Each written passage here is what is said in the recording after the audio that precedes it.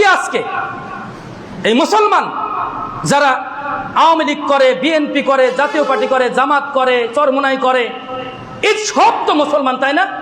মুসলমানরা সবাই যদি ভোটের দাওয়াত না দিয়ে শিরকের বিপরীতে তাওহীদের দাওয়াত, ওই ভোটের দাওয়াতের মতো যদি বাড়িতে বাড়িতে গিয়ে দিত, বলেন তো দেখি ইসলামী খেলাফত কায়েম হতো না? অবশ্যই হতো। ইসলামিক খেলাফতের নীতি আছে। ইসলামী খেলাফতের কি আছে?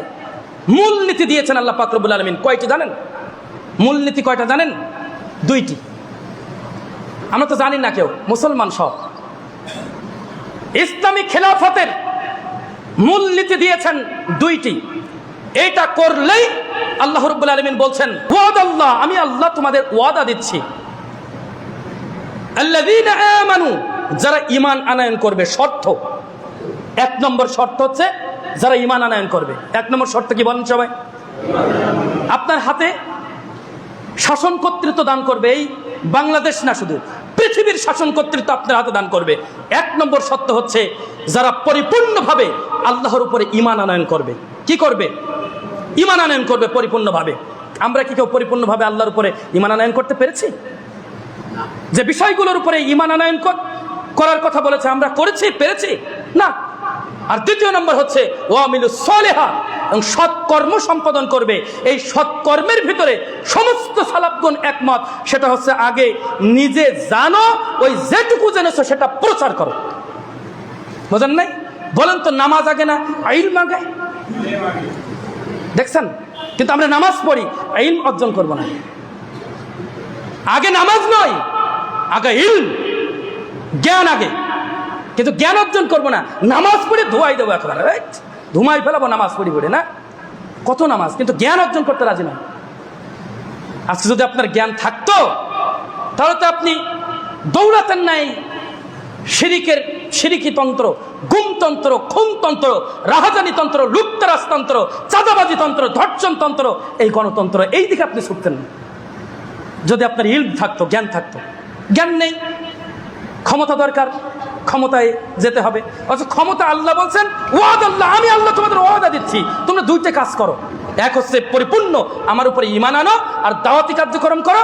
আমি আল্লাহ তোমাদের হাতেই পৃথিবীর শাসন কর্তৃত্ব দান করবো। সুবহানাল্লাহ। দরকার নেই, ও তো দরকার নেই। দ্রুত কিভাবে ওই ইসে দেওয়া যায়, রাষ্ট্র ক্ষমতায় যাওয়া যায়, ওখানে গিয়ে যা ইচ্ছা যা খুশি তাই করব, এটার নাম ইসলাম নয়। অবশ্যই আমরা রাষ্ট্র ক্ষমতা চাই, কিন্তু নবী রাসূলদের দেখানো পথ এবং পদ্ধতি অনুযায়ী আমরা কি চাই? রাষ্ট্র ক্ষমতা চাই। আমরা কোনো মুশরিক, ইহুদি, আব্রাহাম লিঙ্কন এর তৈরি করা মতবাদ দর্শন দিয়ে আমরা ইসলামকে ক্ষমতায় নিয়ে আসতে চাই না। ওই ইসলাম 2 দিন টিকবে না ক্ষমতায় আসলে। বোঝেন নাই? আহারে মুসলমান, তুমি গণতন্ত্রের কথা বলো, গণতন্ত্রের কথা বলে ফেনা ওঠাও। আজকে গতকালকের রিপোর্ট দেখলাম, ভারতের মাইকের আজান বন্ধ করে দিয়েছে। বেটা, তুমি গণতন্ত্রের কথা বলো? এই গণতন্ত্র তোমার গণতন্ত্র এই? তোমার গণতন্ত্র হচ্ছে ক্ষমতার মসনদে বসে মানুষদের উপরে, সাধারণ মানুষদের উপরে চাপিয়ে দেওয়ার নাম হচ্ছে গণতন্ত্র। যা খুশি তাই চাপিয়ে দেওয়া, মানুষদেরকে ভয়ে রাখার নাম হচ্ছে গণতন্ত্র। এই গণতন্ত্রের পেছনে ছুটতেছে কেউ অন ইসলামিক দলের নাম দিয়ে, কেউ ইসলামিক দলের নাম দিয়ে গণতন্ত্রের পেছনে ছুটছে। অথচ আমরা কেউ, মুসলমান কেউ, আমরা যে চাচ্ছি না যে আল্লাহ যে নীতি দিয়েছেন সেই নীতি ফলো করব না। আমরা শয়তান যে নীতি দিয়েছেন, তাগুত যে নীতি দিয়েছেন, জানেন আপনি যে গণতন্ত্রে প্রতিষ্ঠা করেছে, আর ওই গণতন্ত্র মেনে নিয়ে ওই অনুযায়ী চলতেছে, ওরা তাগুতের অনুসারী।